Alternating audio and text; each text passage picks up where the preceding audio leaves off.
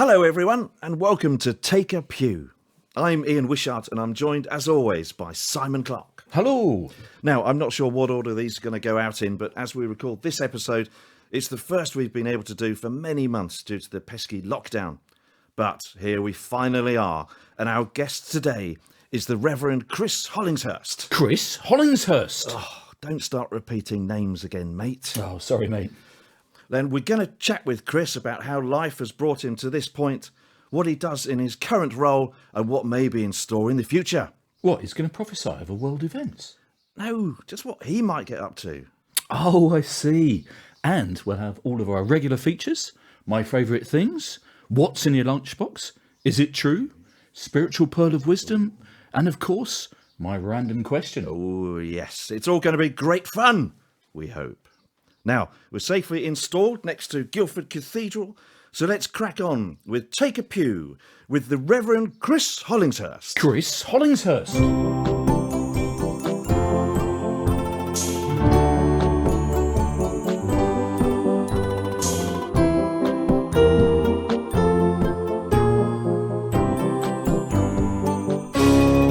Take a pew. Right, so here we are. It's a lovely sunny morning in view of Guildford Cathedral. And you find us in the study of our guest, the Reverend Chris Hollingshurst. Chris, good morning and welcome to the show. Good morning. Yes, hello, Chris, and perhaps you'd like to introduce yourself to our listeners. Yes, hello. Hello, everybody. I'm Chris Hollingshurst. I'm 57. I'm married with 3 grown-up children, one of whom is away at university, but the rest of us live here with our little dog. I was ordained in 1999. That seems like such a long time ago. Oh, gosh, it is. A long time ago. And I'm just started a new role as part of the clergy team at Guildford Cathedral. Thanks, Chris. Now, of course, we brought along our very special Take a Pew. Yes, I'm sorry, Chris, once again about the wallpaper. I'm sure we can get that patched up. Anyway, it's in now. So, Reverend Chris Hollingshurst, please take a pew.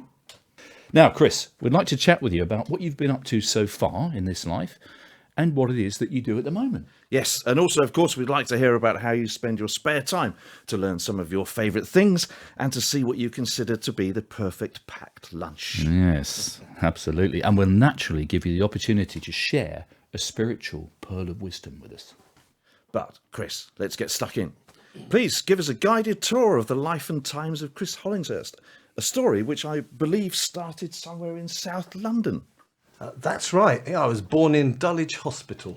There you go. Wow. Amazing, isn't it? Such a global landmark. What a coincidence. Amazing, that. Yeah. 1963. Ooh, just don't look old enough, Chris. Well, thank you so much, Simon. You can come again. Yeah, there we go. So I was born in 1963. My father went on to theological college and to be a vicar as well, and I grew up in a clergy home, therefore. Runs in the family. Yes. Whether it continues to do so, I doubt, but it does at the moment. I was the eldest of 4 and moved around loads because Dad went from parish to parish, so there were lots of schools, but there was one batch in the middle which was the most long-lasting, which was in Canterbury, which is a lovely, lovely place. Oh, Chris, do you mind if I just quickly interrupt? Can I ask, please? I've got a question for you. Okay, go on then. And my question is... What were you like at school? Were you a little bit geeky? Or were you a little bit freaky? Or were you a little bit cheeky? What were you like at school? Yes, Chris, what were you like at school? Do you know, I don't think I've ever been asked that before, Simon. Obviously, you have to go on a podcast like this to even consider the question for myself. I was, I think, reasonably studious. To be honest, probably a little bit insecure because I was never in one place for all that long. So overly talkative, no change there. I always tried so hard at sport because that's how you made friends, but I was pretty poor. I was pretty rubbish, really. Certainly in the less than average category. And I'm undenied about telling you this, but I'm going to tell you anyway. Because of a particular pair of glasses that I had for reading glasses, I acquired the wonderful nickname of Joe 90. Joe 90. Do you remember Joe 90? 90. Right, that's enough. Sorry. Personally, I preferred the Thunderbirds, but they called me Joe 90 anyway. 5, No, we don't go there. Oh goodness, men of a certain age. It's going well. It's good, isn't it? Yeah. This is going to go really well. Okay, so that was school. Yeah, that was school. I studied politics at Durham University, and then went to do a PGCE, a graduate teacher training college at teacher training college just outside Oxford called Westminster College, and that's where I met my wife. She was on the training course. We met on the first night of the course, and the rest, as they say. How touching. Has been a disaster. Thank you so much. Sorry, that's not what you were going to say. No, it wasn't what I was going to say, and I have really no idea how to respond to that, except to call her down and ask her to answer it. Well, yes, get an honest The answer. lovely Kathy. I was only joking. Yes, thank you so much, Ian. Yes. However, she was great at teaching. I wasn't, so I didn't actually go into teaching. But I mean, through my education, I'd done all sorts of little, as you do, schoolboy type jobs. So I was a paper boy. I was a Halford Saturday assistant. I was a traditional menswear assistant, pinstripe suit and tape measure around your neck, Were you well suited to that job? Oh, very good. Sorry. Don't get shirty. Don't get shirty with me, Simon. Oh, cut me some slack. Please. Oh no! I'll belt up. That was a turn up. We're all joining in. Oh dear, even Pat Spanner's smiling at that. Right. This is terrible. So if I hadn't explained before, Chris, the way this podcast works is that I'm not to do that you sort just of thing. you just name things and we just do bad puns about them. So that's that's quite fine. understandable. But that was really good. It was a really good experience, and obviously customer service of a very old-fashioned and meticulous style. Absolutely. Did you have any awkward customers come in that were? Oh yes, of course. A bit shirty. Sorry. We've done that one already. I did that a minute ago. It's stealing my lines, Simon. So the way this podcast works, Chris, is that you talk about things and Simon repeats puns It's a bit like my name earlier on. Yeah. Sorry. that we've already had. Yes, good, excellent. Very good. Moving swiftly on. Yeah, moving swiftly on and out of teacher training college. What I actually did, because I sort of ran out of options, I realised that, I probably could have got a teaching job somewhere, but it would have ended very badly. And I was out of other options. In those days, there were such things as graduate recruitment rounds. Oh, yeah. They don't exist anymore. Milk rounds. Yeah, they were. Milk milk rounds, rounds weren't well. they? I've never worked out why they were called milk rounds, but then I think it was probably because the employers went round all the university and collected up the bottles that were the students, I think. Oh, right. That was what was said to me once. And I ended up working for the post office, coming in on their graduate scheme with the bit that is now called Parcel Force. It was then just called Royal Mail Parcels, part of the post office, as an operations person. Now, I didn't even know what operations was when I was appointed. I put down on the form personnel because I think I knew what that meant. I thought I did, and I thought I quite liked people, so that would do. And they put us through all sorts of tests at the selection interview, and they said, no, the way your brain works, you should be in operations. And I had to ask what it was.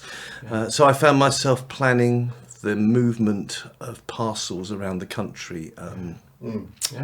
So you ended up learning things like how many parcels fitted in a particular type of van, or how many thousands of parcels an hour went through particular types of sorting machinery in particular sorting offices, and how you planned delivery down to postcode level. And actually, if you couldn't get an overnight parcel between England and Scotland by van, what did you do? Well, the simple answer was you booked a plane, for example. That kind of thing. So you had to be quite innovative then. Did you find yourself pushing the envelope? Not in the post office in the 1980s and 1990s. I did as I was told. Yeah, so that was really fascinating. Everybody had a boss, everybody had a grade. It was a bit like, to start with, not by the time I left, it was a bit like working in the civil service, but it was fascinating. I dealt with customs and excise, I dealt with the Department of Transport, things like aviation screening were coming in at the time. I dealt with overseas post offices, sometimes directly with customers. And it was I felt really privileged, really, to be part of a headquarters environment. So how long did you spend doing that then? Very roughly, not to the nearest hour. 9 years, roughly.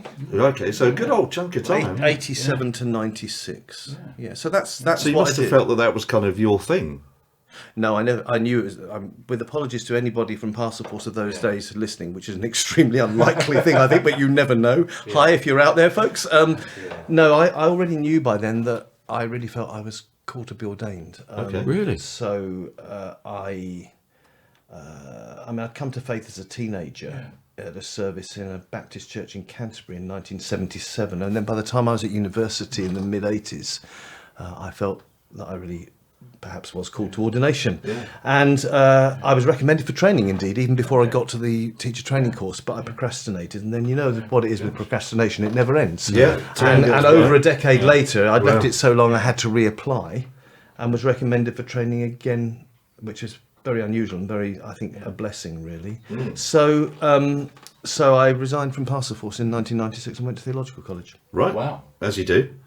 I mean, it's a There are a few people in the office who were a bit surprised, but it's a fairly typical career path, I would say. But, well, the day the note went round the office, there were some people who said, "Oh, yeah, you can see that. That's really great." And you think, it's encouraging. very encouraging. And then I got to a lovely colleague who had been part of the office on the first day I met, who'd come up into headquarters through the ranks and had been a postman when he started. And he just said, "But you're a bloke like the rest of us. You drink beer, and I have heard you swear." And I said, "Yeah, mate, I'm just an ordinary individual."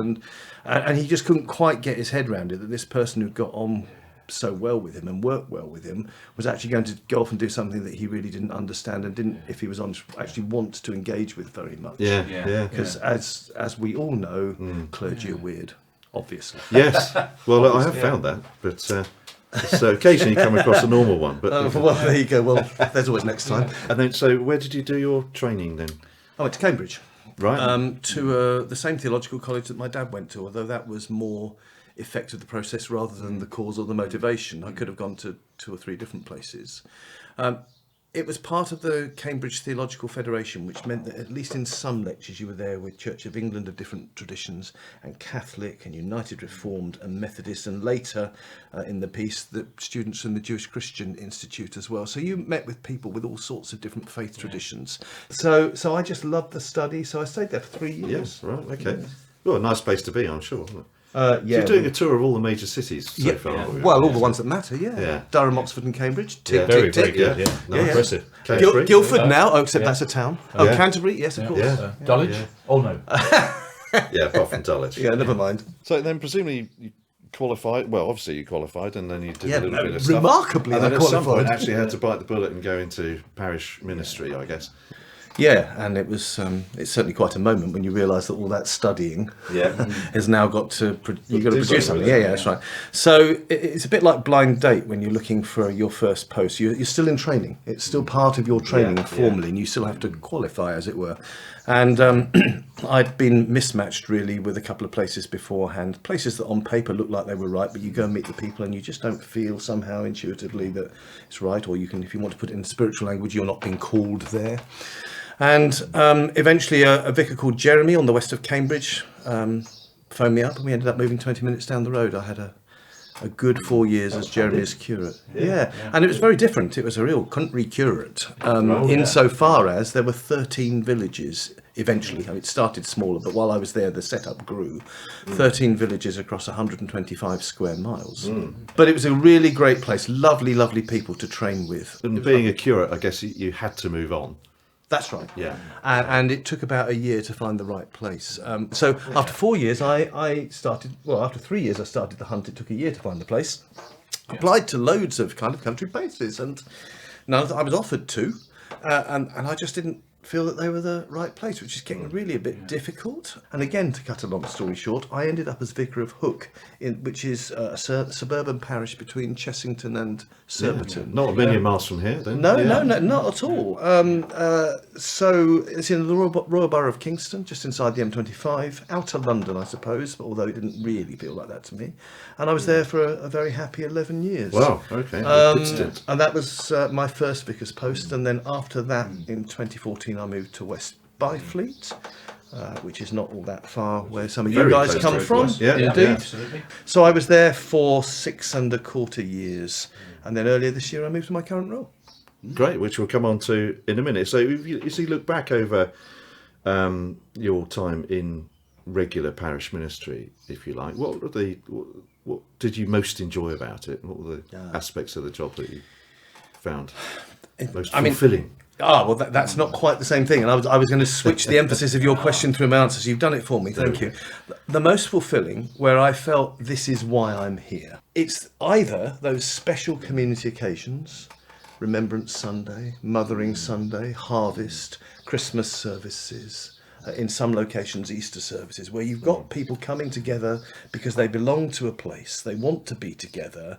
They may or may not be ardent churchgoers, but they're part of the community. It was particularly strong in the Cambridgeshire villages, but it was strong in Hook and West Byfleet in different ways.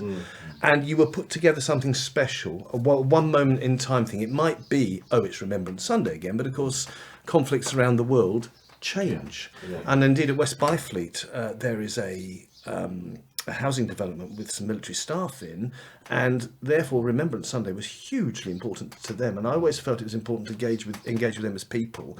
And I actually felt in awe of them, people serving our country, and I was there putting this service on for them. So that kind of thing was always very fulfilling. But actually when it really came to it, funerals, weddings. So when people are sad Real or life happy, events, people's life events, and indeed baptisms, which some people call christenings, just when people want or need to be there and are looking to the church for something of encouragement or comfort or hope or celebration and joy. The Liverpool fan getting married at West Byfleet, going out to You'll Never Walk. No, we didn't go out. We had to sing You'll Never Walk Alone in the service. Yeah, it was most bizarre. And as an Arsenal fan, I wasn't that happy with that. But it mattered to Pete. Pete, if you're listening, I was glad to do that for you, mate. But those things where you engage with people and where you're actually walking alongside people. Taking somebody communion at a hospital bedside, or the ultimate privilege, praying when somebody's about to die.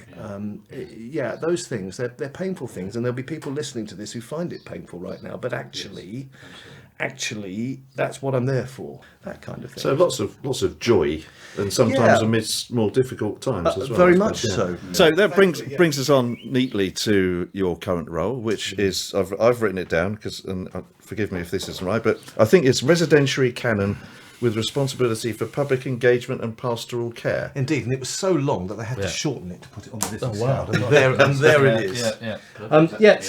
So here we are. I live in not a vicarage because I'm no longer a vicar, but it's a cathedral vicarage. It's a canonage. Well, I couldn't find a word. No. I'm not quite sure. I must ask, what is a canon? I'm finding out. What, I think historically a canon in most cathedrals, except in St Paul's Cathedral where it's a prebendary and one or two other places, but it means the same thing. It's basically a full-time housed priest working at a cathedral, but who is also, in most cases, not always, there are two types of canon, but a residentiary canon is a member of the cathedral chapter, which is the governing body of the cathedral, planning its day-to-day governance and long-term strategic decisions and so on. A canon is what they call what I do here, and it's a great privilege, and I'm very happy, but I was going to lead you to all sorts of corny jokes, I imagine. No, well, try. No, not really. I mean, I was going to ask whether, as a canon, if it's a job for life or if you can get fired.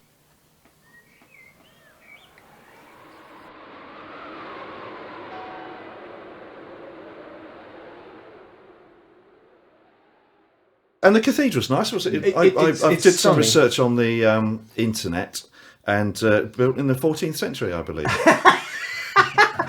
That's Guildford Cathedral. You've searched the wrong one. Sorry. Consecrated in 1961. After designed by a progressive architect called Edward Morph, and indeed his biography is on sale in the cathedral shops. You can buy one on the way out. All right. Yeah. Quick plug.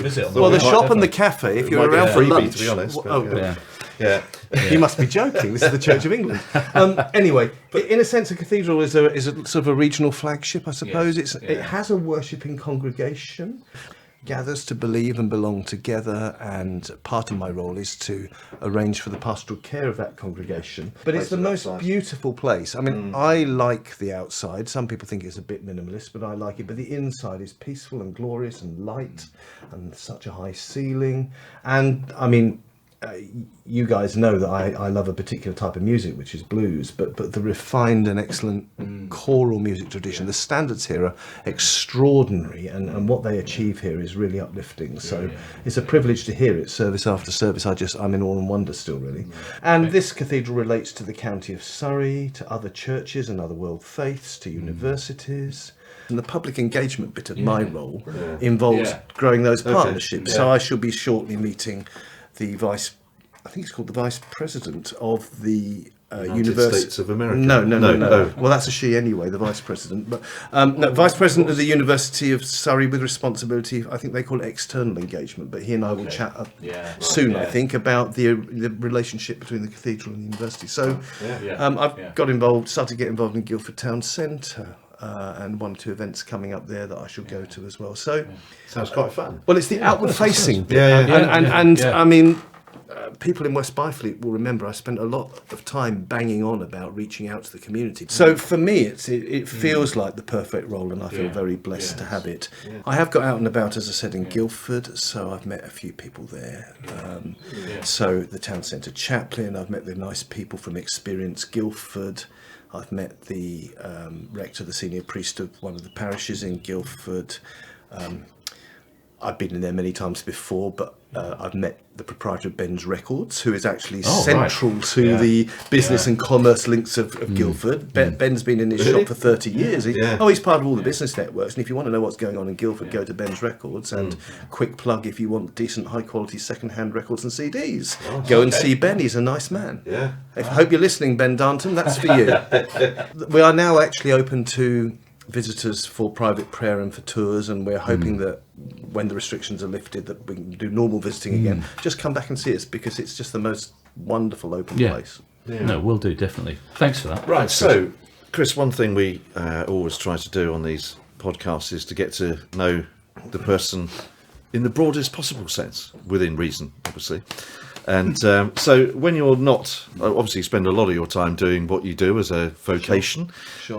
But what other things do you like to do in your spare time, when you do get some spare time? Yeah, and even when I need a break in the working day, it's all about listening to and playing music. Okay. And then more music.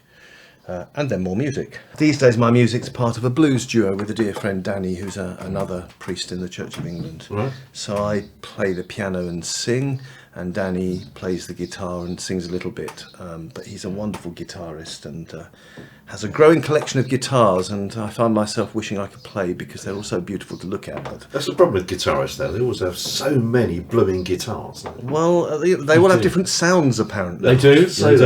Whereas people like me just have a boring long black piano, but no, I'm very happy with my piano. But so that's a huge part of it. After that, it's probably sports coverage. Since the age of 7, I've been an Arsenal fan. Ooh, should we cut it now? Yeah, that's it. Thanks very much, Chris, for your that's time. it. It's been You've good. been very welcome. No, we'll let you have To that. be honest, how Arsenal are doing at the moment, I'm all up for that. No, we can let you off. Yeah, for go that. on, clear off. So who's your favourite player in Arsenal? Charlie George. Right. Remember Charlie George? Yeah, of course. Yeah. Scored the winning goal in the 1971 FA Cup final, which was the day I became an Arsenal fan. Long hair, scores the goal, lies flat on his back with his arms in it. It was an amazing moment. And upstairs in the cupboard I have a number of Arsenal shirts, one of which is the yellow 1971 FA Cup final shirt with Charlie George's number on the back. Wow. So there we go. Yeah. Excellent. Well, there's one for the teenagers, anyway. So But like you and me. Okay. But I also love Formula One. okay. So I've been to the Emirates. I've also been to Silverstone many years ago.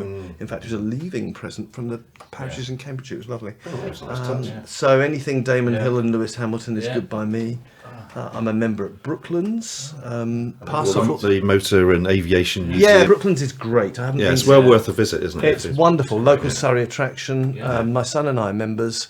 The New Year's Day car gathering is fantastic, but we haven't been since COVID, and we need to get back. I do read as well, mostly biography. If I'm on holiday, I might stray into fiction. When I have to, theology. Got one to show you here, which is perhaps not the most obvious theological book. Gary W. Burnett, The Gospel According to the Blues. Oh wow. Gospel According to the Blues. Yeah, it's a fantastic title. Yeah. I mean, obviously, it references all the old blues artists and blues songs, but what it's really is, it's a book about injustice and oppression and people being treated badly, but then finding liberation through faith, through music, and all of that, really. And then lastly, I was told by my family I had to say, in terms of my likes and interests, I eat far too much chocolate. So unfortunately, you're getting to know me more broadly than you would have done 3 or 4 years ago because of all the chocolate that's gone down my neck. I think we're all in that boat a little bit, aren't we? Especially with the lot. Yeah, okay. Well, that's quite a range, and I suspect we might touch on the music a little bit more. But just before we break for lunch, and I'm delighted to see you've got your lunchbox standing by the ready,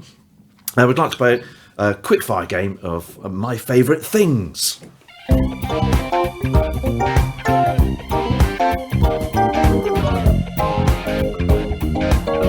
My favourite things. Yes, my favourite things, Chris. It's a very simple game. All we do is give you a category, such as, I don't know, your favourite Take a Pew podcast host, and you tell us your favourite. Well, there's only one of those. Yeah. But so let's start with an easy one. Your favourite book of the Bible. Psalms. Oh, quick answer. Please expand, my lad. Well, I'd said that earlier about all the chocolate. It's the hymn book of the Jewish people. It covers all the different ranges of emotions in human life. So sometimes it's great praise to God. Sometimes it's, why on earth is my life so awful? God, if you're up there, why are you actually allowing this rubbish to happen to me? Sometimes it's other people are great. Sometimes, more usually, it's other people are horrible. Why are they treating me so badly? And there's really a psalm for every occasion, and I love it. Brilliant. The Psalms of Lament, so-called, are absolutely fabulous because they really just pour it out as it is. Now, of course, it's kind of Jewish churchy language, translated from the original into English in various translations, so it doesn't exactly zip off the tongue sometimes. But if you were to write a woe is me, Psalms would get there. And as somebody who's often been glass half empty rather than glass half full, it just speaks to me. And indeed, Bono, he of U2 fame, wrote an introduction to a commentary on the Psalms. Bono's a Roman Catholic, and he wrote an introduction to a scholar friend's book of the Psalms, in which he described King David, to whom most of the Psalms are rightly or wrongly attributed, as the first bluesman. Oh, really? Wow. Okay. Wow. So Psalms is the blues of the Bible, but I mean, it is also joyful and praiseworthy as well. So without a doubt, Psalms is, because I find myself in the Psalms. I see human life in the Psalms. Brilliant. Okay. Right. Moving on to something a bit sweeter. Fruit. What's your favourite fruit? Tomato and banana share the honours. I find it difficult to separate them. Yeah, they go so well together as well. Don't they? Yeah. It's a bit like sausage and marmalade sandwiches. Yes, I once tried. Separately. But I love bananas and I love tomatoes. Those would be my favourite fruits. Okay. Yes, I do like tomatoes. I like tomatoes because there's that thing about the definition of knowledge and wisdom, isn't there? Which I like about it. Remind me. So the knowledge is knowing that a tomato is a fruit, as you quite rightly point out. Wisdom is knowing not to put it in a fruit salad. Oh, fair enough. Yes, I have heard that, but years ago. Yeah. Right, so this is our third category, and we've decided for our third category we're going to take a leaf out of the book of our first podcast guest, Mark Potter. Mark Potter. Thanks, mate. And we're going to make the top, rather than just being one, it's going to be a top 5. Okay. So you're a top 5.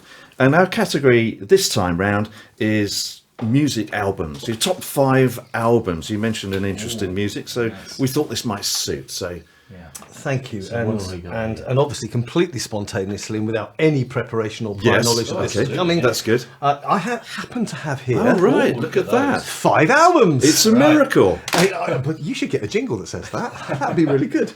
So, okay. My teenage years. Such a wonderful, wonderful album, Out of the Blue by the Electric Light Orchestra. Right, okay. Really, really good. Stuffed, I remember it well. Yeah, stuffed full of decent singles. And what's your favourite on that one then? my favourite, in the end, I keep changing it. I still listen to this regularly, and from time to time I go away from it, but I always come back to Mr. Blue Sky. I can't get away from Mr. Blue Sky. I had the privilege of seeing it played live with Jeff Lindsay Lowe a few years ago, and it's one of those things where your whole childhood comes back and you fill up with tears. My mother-in-law had that at a funeral, actually, Mr. Blue Sky. Really? So I did have sun tears. is shining, it's in the sky. It's a beautiful today. Fantastic. Wow. So that's the first one. ELO. That's good. Right. Out of the Blue.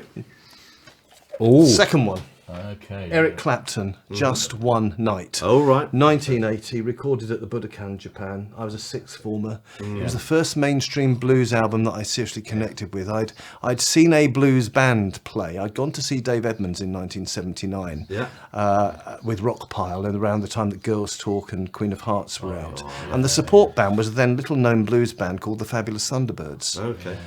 And they were amazing. So I thought I could like this blues stuff. So one of the first things I got into was listening to this.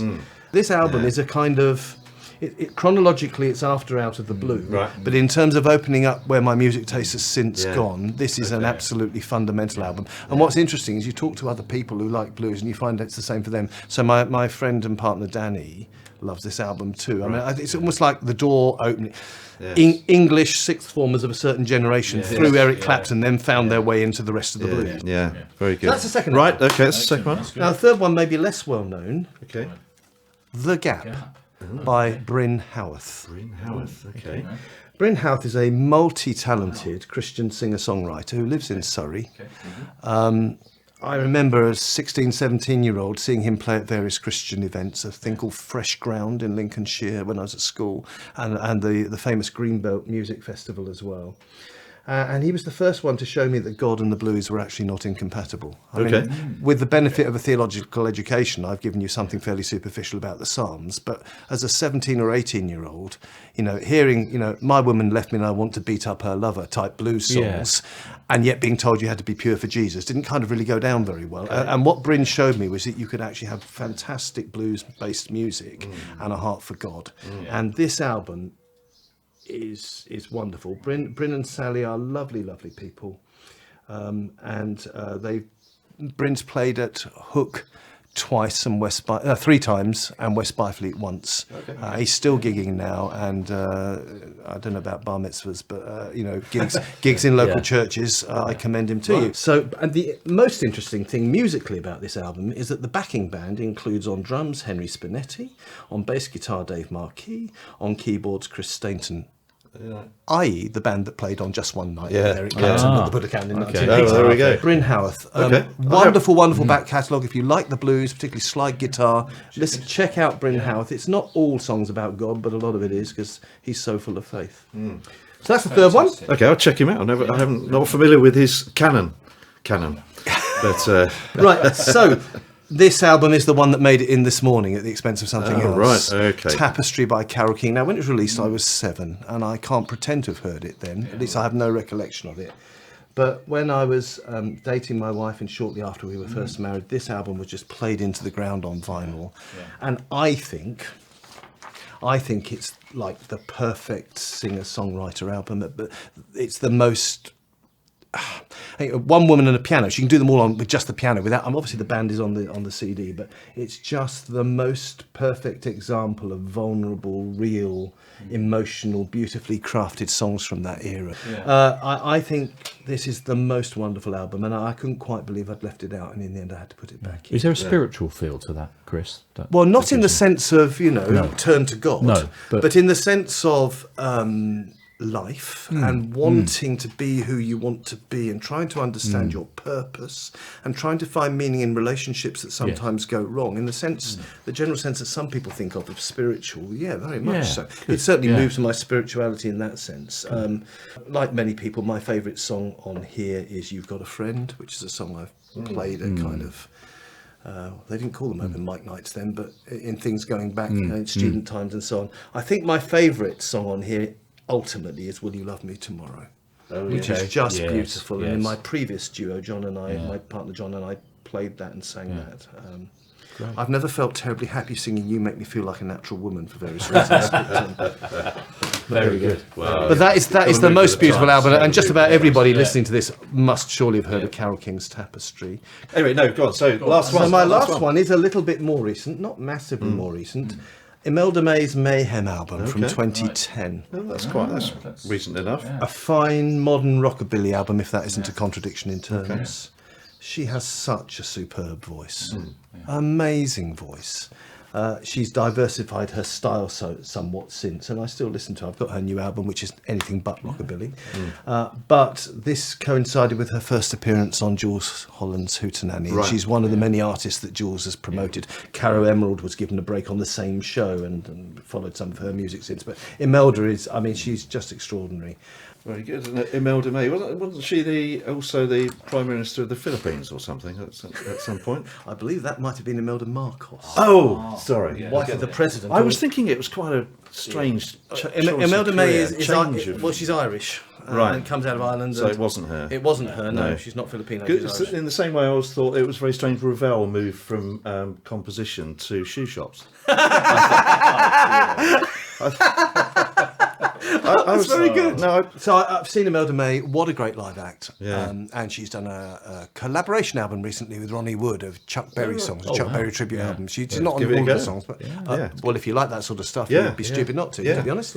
So, do you want to give us a flavour of the, not go through them all necessarily, but give us a flavour of the ones that were in the 15? I thought the easiest thing to do was just tell you who they were. Honourable Because mentions. many of them are. It's going to take a while. I'm sorry, I'm going to go through them all. I've got the microphone at this stage, so I could have included my favourite band, who are the Blues Band, any of their albums, or my favourite individual artist over the years, who's Dave Edmunds. Right. But others who nearly made it: Katie Melua, Will Todd, choral and jazz guy from Guildford, B.B. King, of course, Renee Fleming, the opera singer, Van Morrison, Jules Holland, the London Community Gospel Choir, Howard Goodall, classical composer, Tallis Scholars, classical group, The Proclaimers, Beverly Knight, Leonard Cohen, Christian singer-songwriter Stuart Townend, the worship songs of the Taizé community, Ruby Turner, probably still now the best woman vocalist in the UK, I think.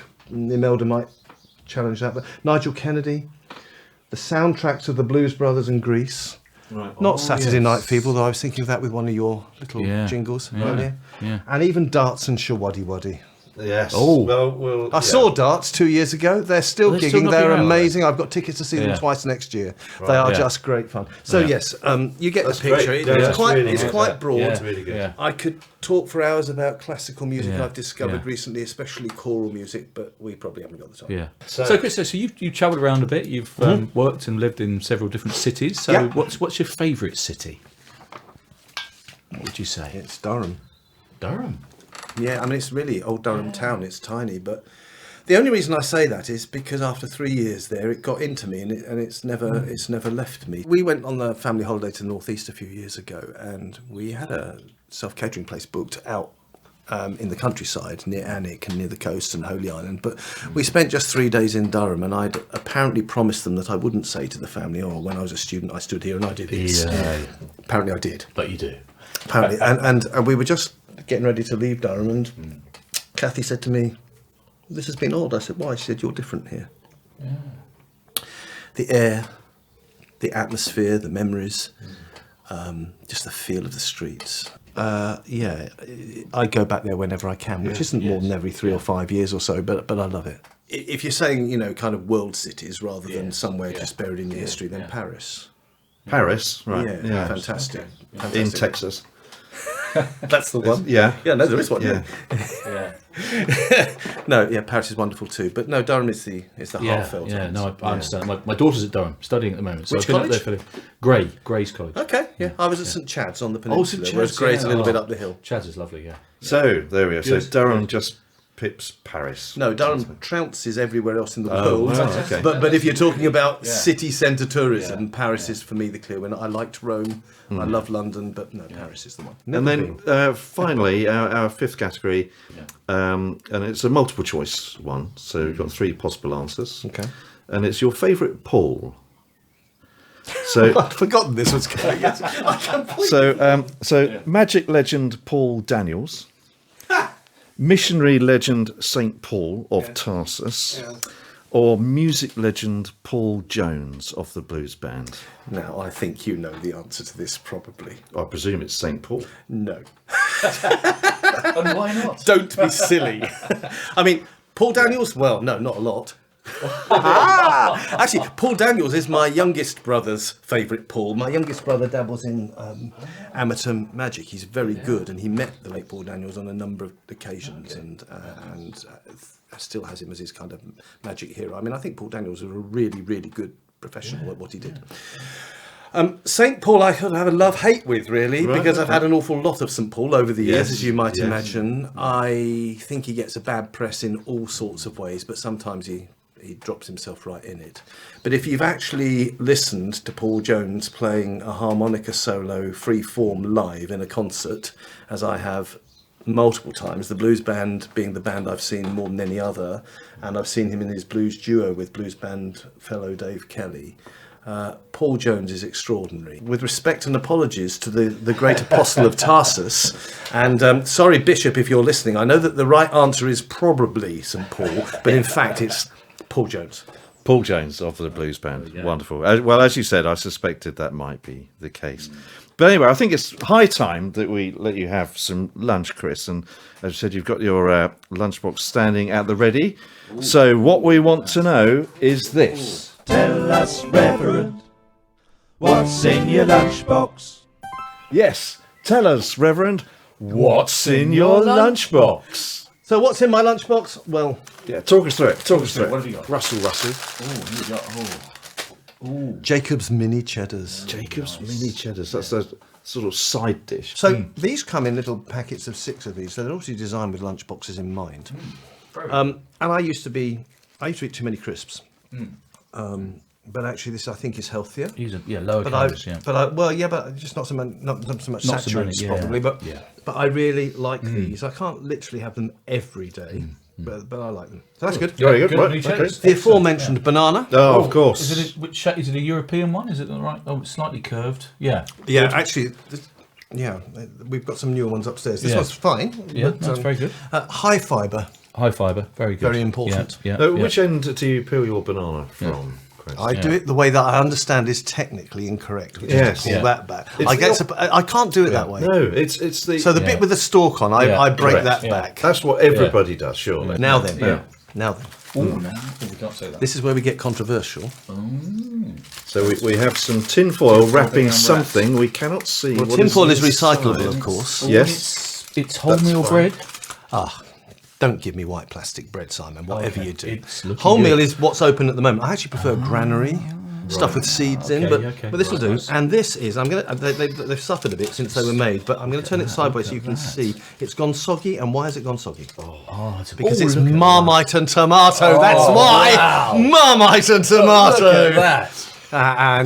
Yes. It really is shocking. That is an Well, object of beauty. clearly some people are going to love it and some people are going to hate it. Marmite. And our family is divided on Marmite, but my youngest son and I love Marmite. Yeah, I always love Marmite. So did I see a spot of some sort of spread on there as well? Because we need full very disclosure. observant. Well, okay. Oh. What sort of tomatoes were they? Were sort of cherry ones, or were they? No, they were supermarket so-called salad tomatoes. Salad tomatoes. Okay. Yes, there was a low-fat spread in there because that was what was open. Right. I didn't think I could justify starting a new pack of Président unsalted butter, which is my favourite and is a rare treat. But no, that's just a margarine of some sort. Yeah. Okay. So we've got cheese biscuits, banana, and Marmite and tomato on wholemeal bread. With March on wholemeal bread. Now, you are very privileged. You are sitting in the presence of the king of cakes. Oh, right. Okay. Sounds exciting. And here they I are. think we are. Look at those. Oh, they're Jaffa cakes. Oh, Jaffa cakes. I thought you were going to pull out a proper cake then, but all you're doing is referring to Jaffa cakes. Well, am I allowed to do a commercial plug for an actual business in this podcast? Sweet Passion Cakes in West Byfleet, the artisan patisserie in West Byfleet, where I've just moved from, is the best cake shop I've ever seen. Right, there we go. And although I'm not... Sponsorship coming in, I feel. It's not actually good form to go back to your parish, at least for a while after you leave. So I haven't been back to West Byfleet for a time, but their posts on Facebook and elsewhere are really amazing. And my daughter did go back and buy some cakes from them recently. So Joe, if you're listening, hello, lots of love from here. But that kind of patisserie cake obviously is a proper cake. But if you're talking about a lunchbox, you wouldn't have a kind of... artisan patisserie cake in your not. No, lunch. you box. I wouldn't. mean, that would be Squash, silly. no. That'd be That'd be ridiculous. horrible. Yeah. So if you're going go for for- what comes off the shelf, Yeah. there ain't nothing in this world, my friend, that is Right. better than a Jaffa Yeah, cake. Than a Jaffa biscuit. And ideally they need to be McVitie's. But, There are so- only 3 there. It would, I thought it it was would- only 3. Yeah, it would be quite difficult for me to stop at 3, Yeah, Yes. right, Yeah. okay. to be honest. Yeah. And of course, again, Yeah. Yeah, they're low fat. yeah. Yes.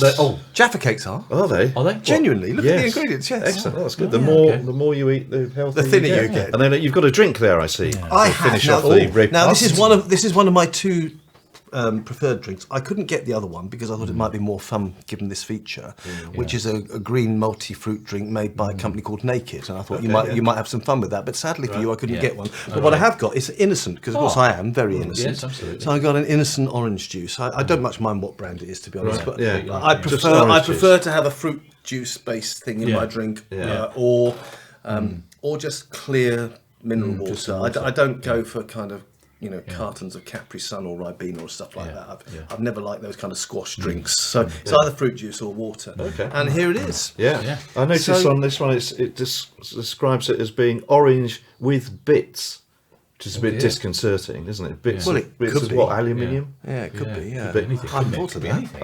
I hadn't thought of that. And I thought I was going for the uncontroversial one there. Just, but- yeah, just think it'd don't be shake it. Don't shake Yeah. it. Just drink it without. Yeah, Bits without of the bits. gold, bits of rabbit, perhaps.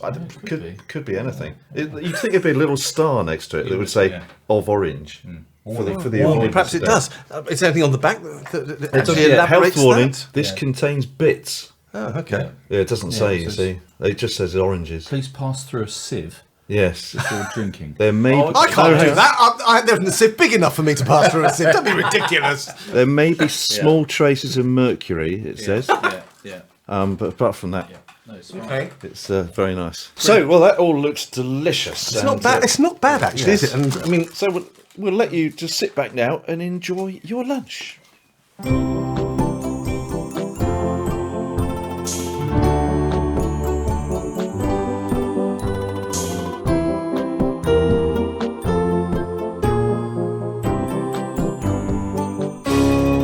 Take a pew.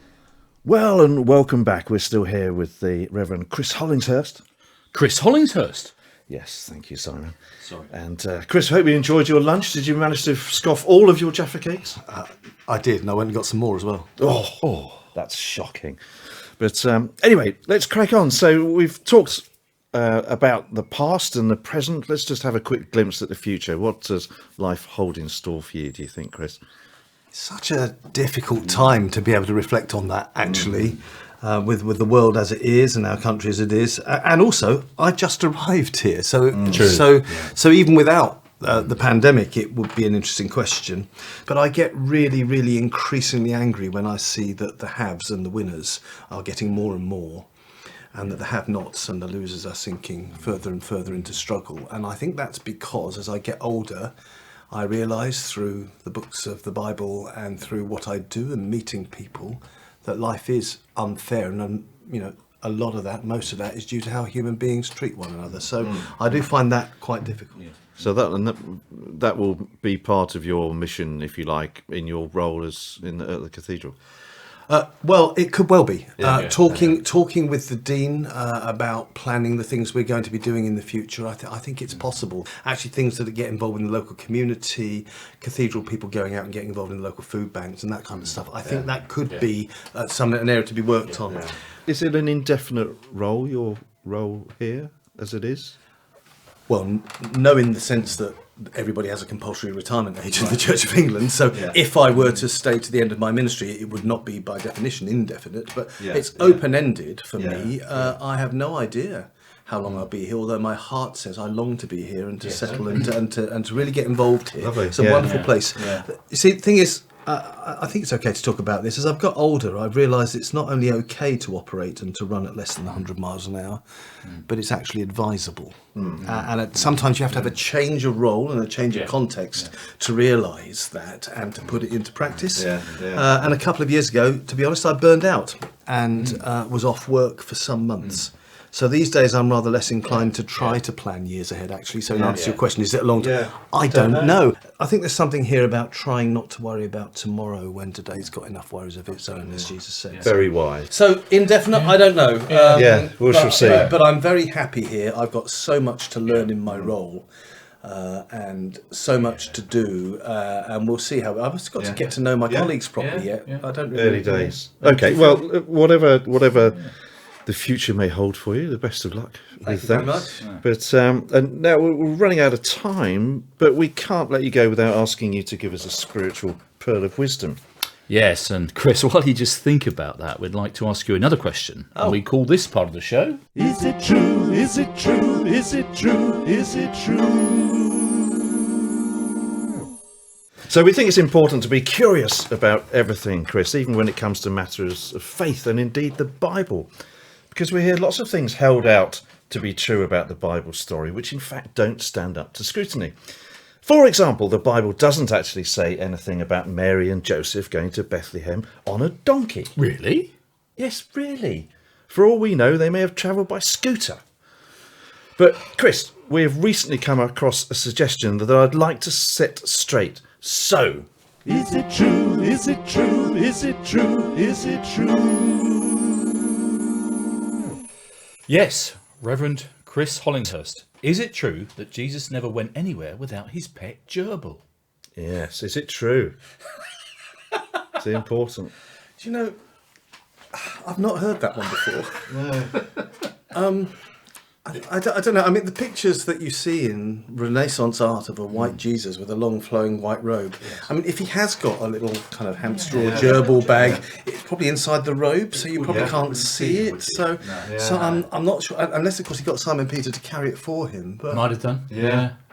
But would he may have had a little pocket. They didn't have pockets on their robes, did they, really?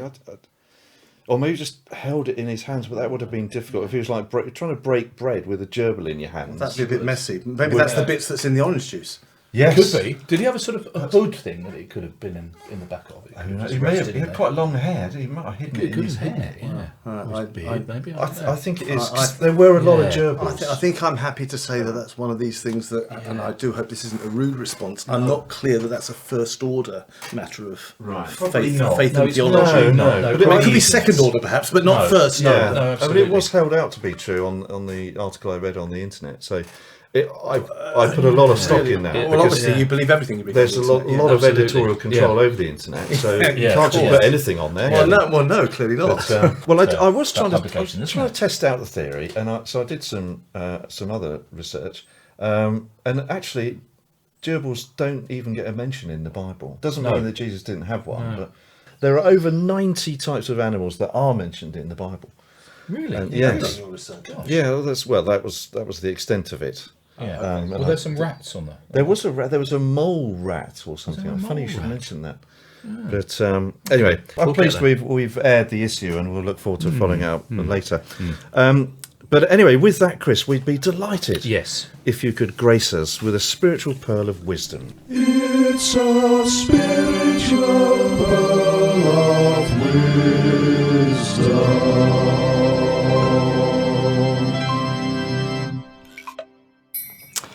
Goodness me, what a build-up. Wow. Okay.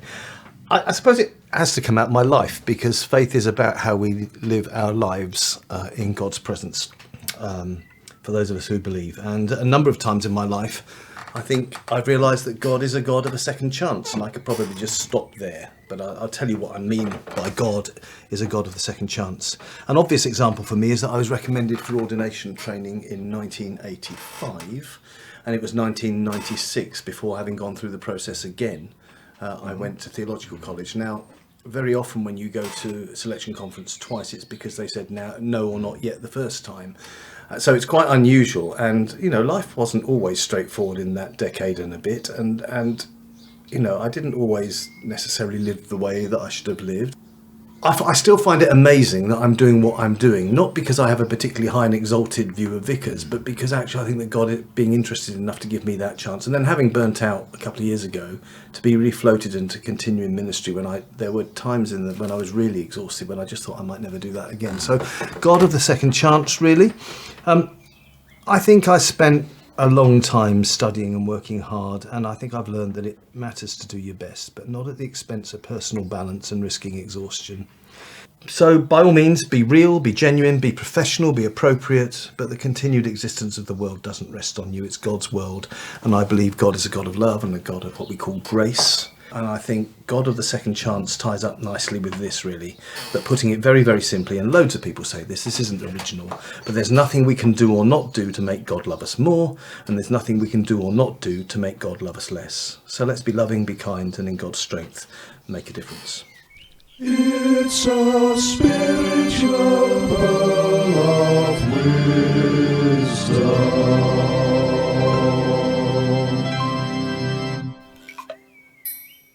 That's great, Chris. Hopefully we can all reflect in our own ways on that and embrace the God of the second chance. Yeah, thank you for your And the third, and the fourth, and the fifth, you know. Exactly. And so, just before we finish and we try to extricate our pew without destroying any more of your lovely home, Chris, I'm afraid I did promise Simon that he could ask each one of our guests one completely random question. Oh, really?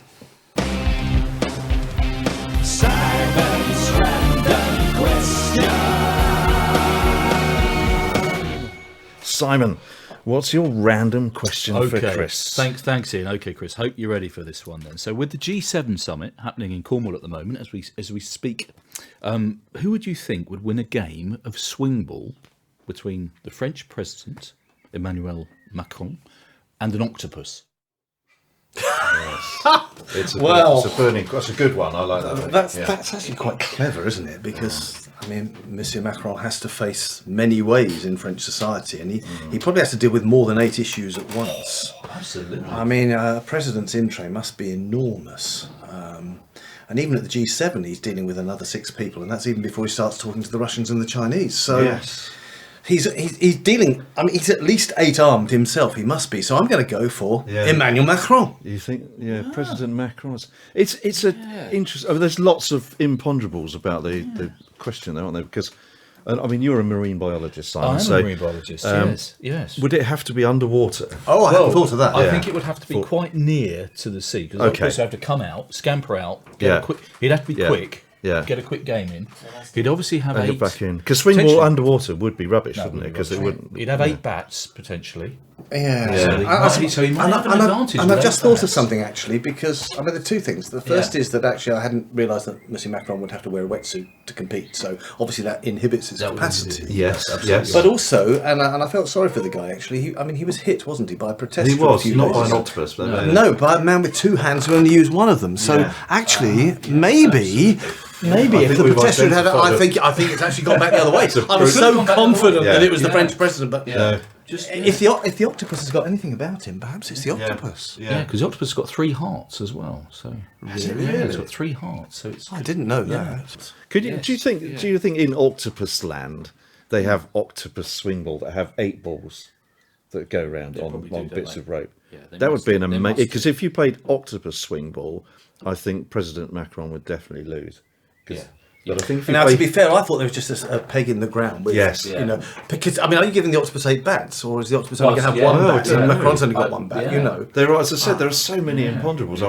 Frankly, I don't think we've got time to resolve this issue today. So, Chris, thank you so much for joining us. you're welcome. I'd love to say it's been a pleasure. Right. But I'm afraid we must be off, pew and all. And thank you, dear listener, for joining us. Simon and I will be with you again soon with another special guest for some more fun, another lunchbox and another random question. But for now, it's Toodle Pip from me. And tatty bye from me. Join us again next time as we take a pew.